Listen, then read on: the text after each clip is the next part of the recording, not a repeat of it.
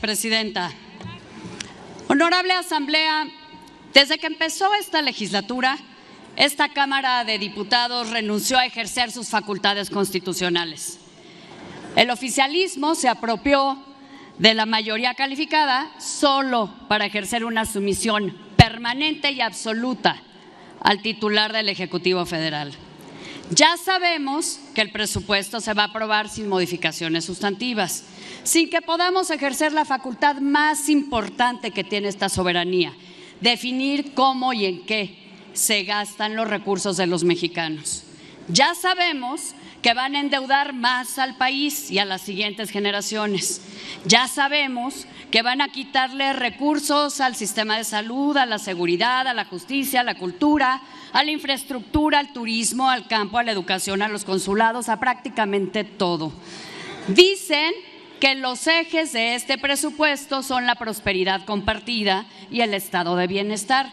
Pero ¿cómo va a haber prosperidad si no se invierte en nada de lo que genera productividad?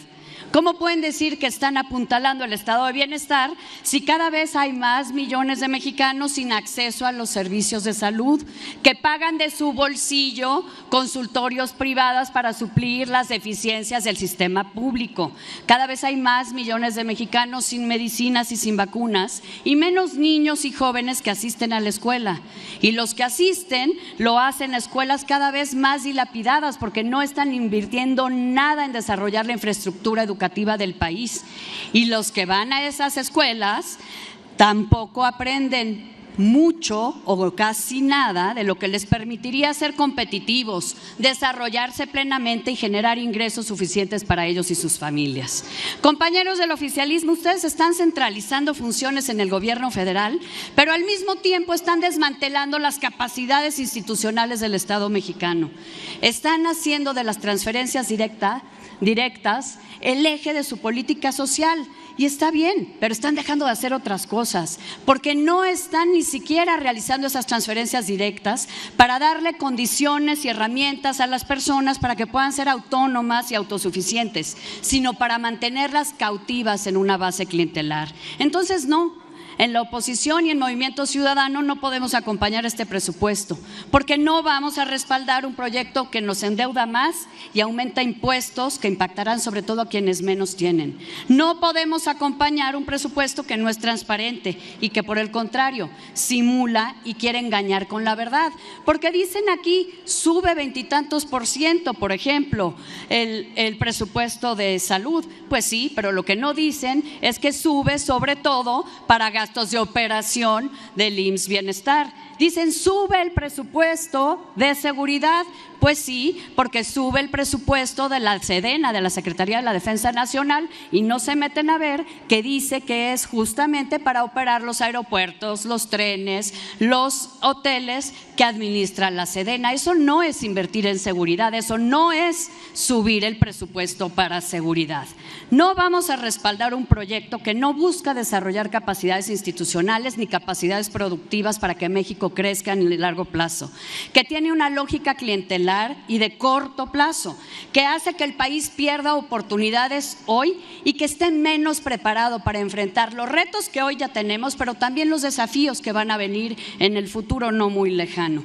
Este presupuesto, además, es el reflejo de una contradicción fundamental. Primero, sobrecargan de nuevas atribuciones a las dependencias del Ejecutivo Federal, pero después les niegan los recursos para poder cumplirlas. El caso más grave ya multicitado, el de la Secretaría de Seguridad y Protección Ciudadana.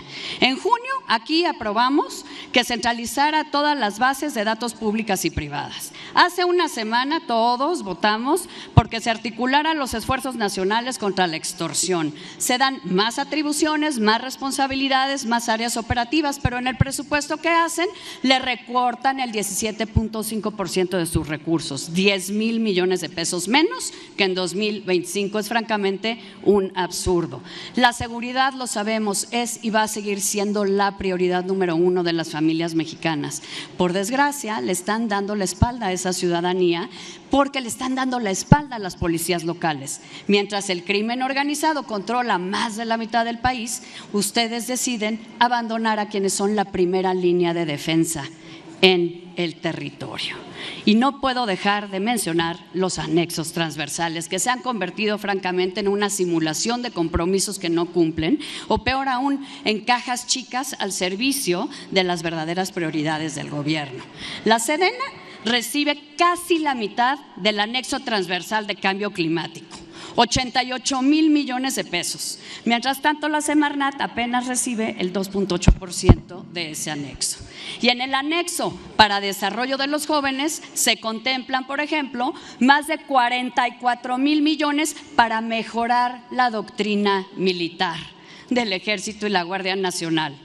Explíquenme, por favor, eso en qué contribuye para desarrollar a los jóvenes del país. Entonces, mienten con la verdad.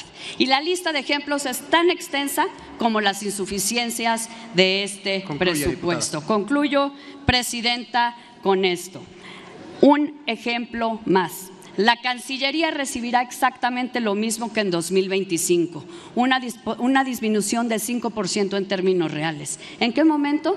Justo en 2026. Cuando se llevará a cabo la revisión del TEMEC, cuando seremos coanfitriones del Mundial de Fútbol y cuando Estados Unidos va a celebrar elecciones intermedias en uno de los momentos y coyunturas más complejas para nuestra comunidad en Estados Unidos. Puro contrasentido. En Movimiento Ciudadano no vamos a apoyar este presupuesto porque es irresponsable, porque es mentiroso y porque va a lastimar a los mexicanos de hoy, pero sobre todo a los de mañana. Muchas gracias, Presidenta.